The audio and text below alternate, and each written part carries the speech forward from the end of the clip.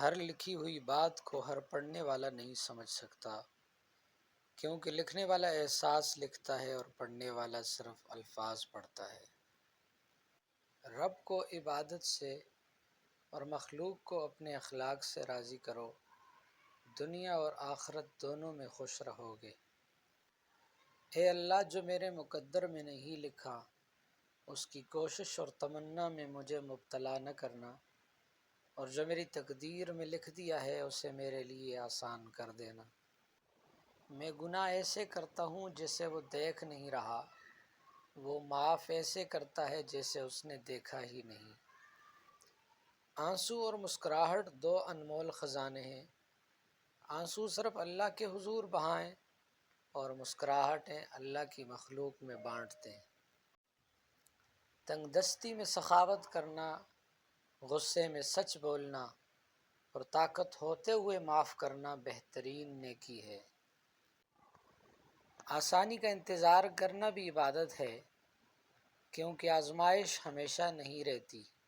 حضرت محمد صلی اللہ علیہ وسلم نے فرمایا، میرے نزدیک تم میں سے بہتر وہ ہے جو میرے اہل بیت کے لیے بہتر ہو، اور اس کا اجر اللہ تعالیٰ کے نزدیک جنت ہے۔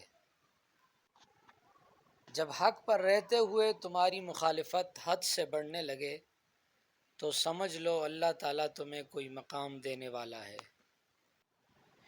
میں نے بہت ہی قریب سے اپنی اوقات دیکھی ہے، صرف چند سانسیں ہیں اور وہ بھی میری خدا کی امانت ہیں۔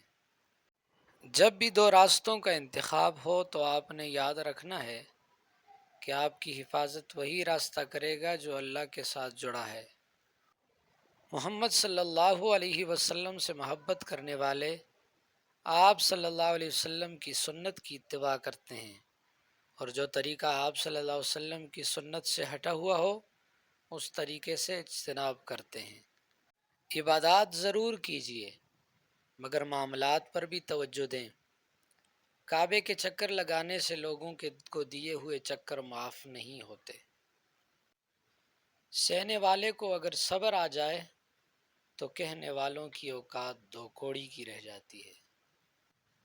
کسی کی پہچان علم سے نہیں ہوتی بلکہ ادب سے ہوتی ہے، کیونکہ علم تو ابلیس کے پاس بھی تھا لیکن ادب سے وہ محروم تھا۔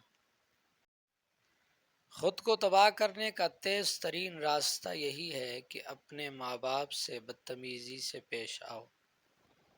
انسان گھر بدلتا ہے، لباس بدلتا ہے، رشتے بدلتا ہے، دوست بدلتا ہے، پھر بھی پریشان کیوں رہتا ہے؟ کیونکہ وہ خود کو نہیں بدلتا۔